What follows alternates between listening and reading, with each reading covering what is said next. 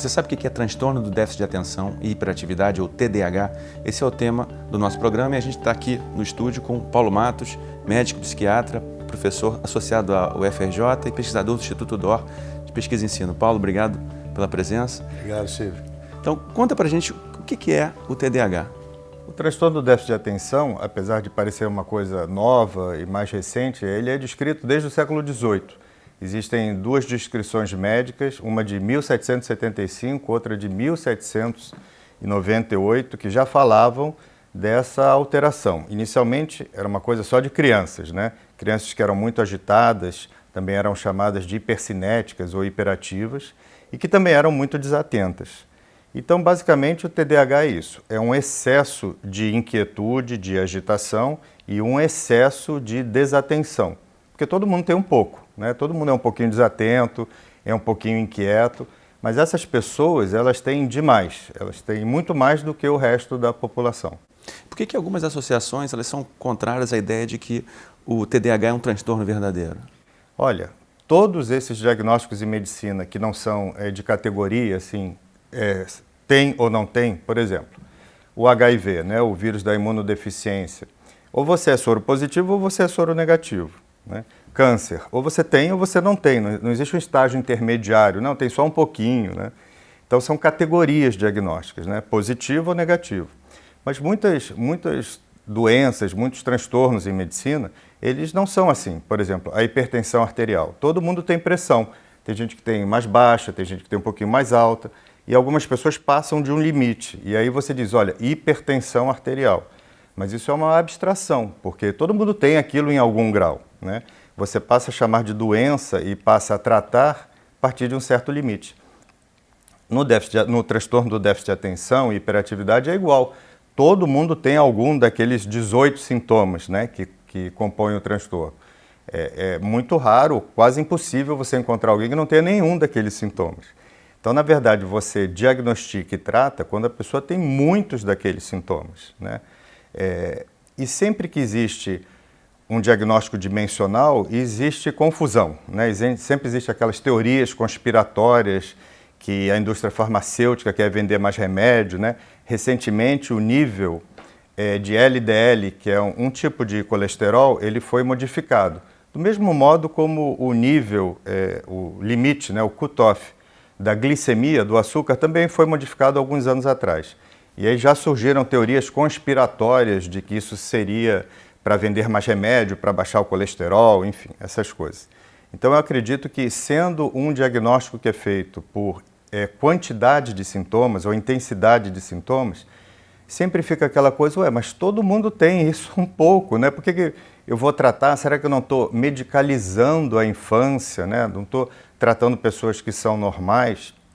Na verdade, essas pessoas têm sintomas que todo mundo tem, mas elas têm numa intensidade, numa gravidade muito maior. E por que eu trato, né?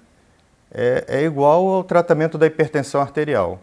Se eu subir 20 milímetros de mercúrio, né, na pressão sistólica ou 10 milímetros de mercúrio na pressão diastólica, a partir de 11,5 por 7,5, eu dobro a chance do sujeito ter doença vascular. Dobro, é uma coisa matemática, isso é demonstrado estatisticamente. Então, com relação aos sintomas do TDAH, os indivíduos que têm muitos sintomas e que chegam a ter esse diagnóstico, eles têm muitos problemas.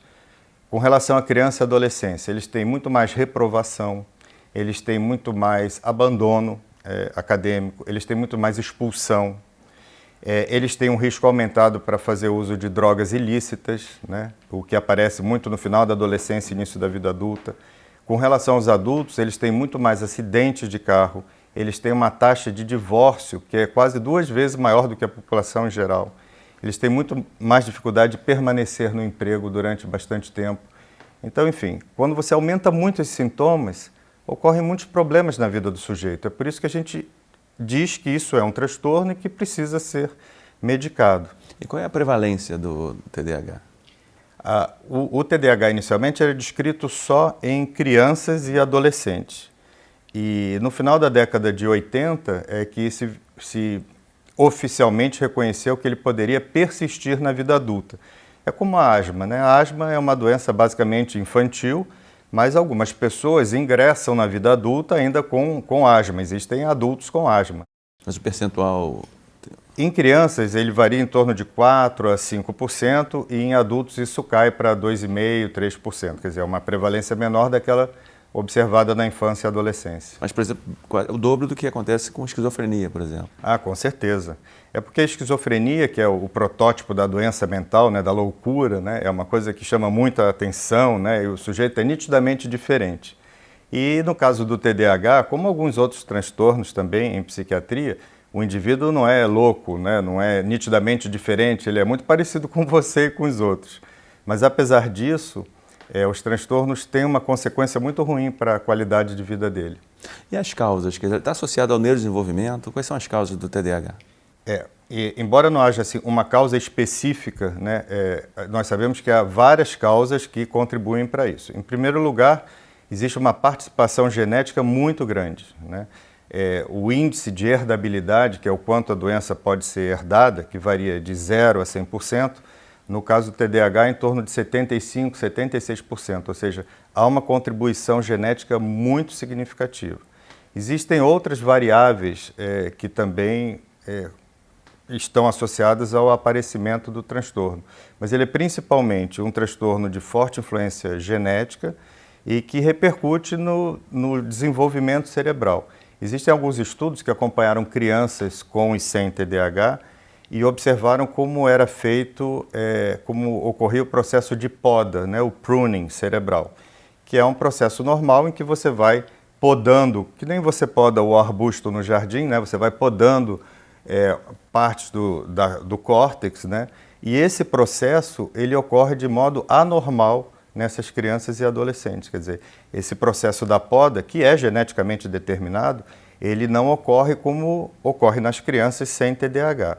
Isso faz com que a criança tenha comportamentos e tenha um desenvolvimento cognitivo diferente do esperado para aquela faixa etária.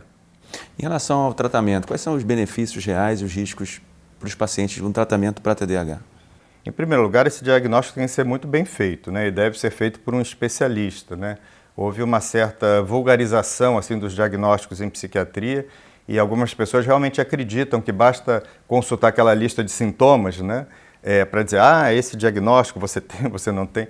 Na verdade, aquela lista de sintomas, que é o caso do DSM, que é o Manual de Estatística e Diagnóstico da Associação Americana de Psiquiatria, aquela lista de sintomas ela tem que ser investigada por um profissional especializado que teve treinamento para aquilo, né? Não é que nem um livro de culinária que você vai tendo os ingredientes assim. Enfim, uma vez que você faz o diagnóstico correto, o tratamento ele representa uma melhora muito significativa. Inclusive em medicina nós temos doenças que melhoram pouco ou nada, né, com os tratamentos atualmente disponíveis, outros que melhoram muito, né? E no caso do TDAH, nós estamos nessa categoria assim que a qualidade de vida do indivíduo melhora de modo muito significativo com o tratamento.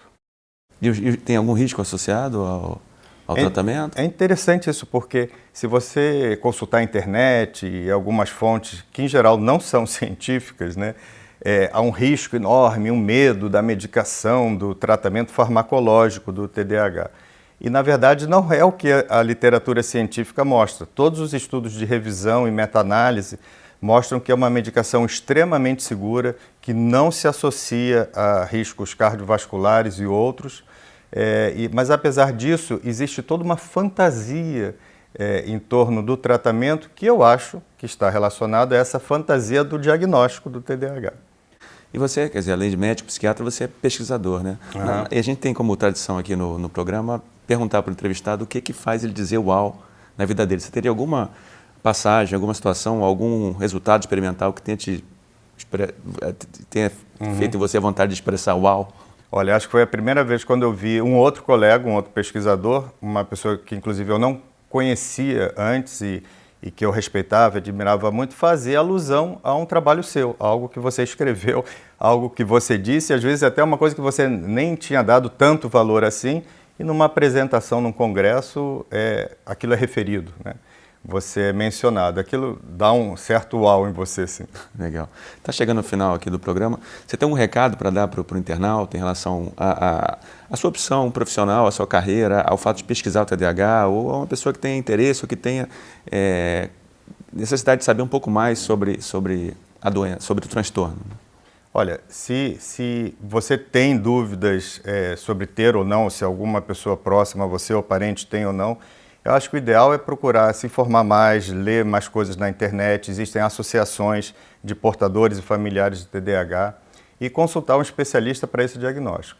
Agora, se você é um profissional ou um profissional de saúde mental, um pesquisador ou médico, a minha singela sugestão é: se você for pesquisador, não se afaste da clínica.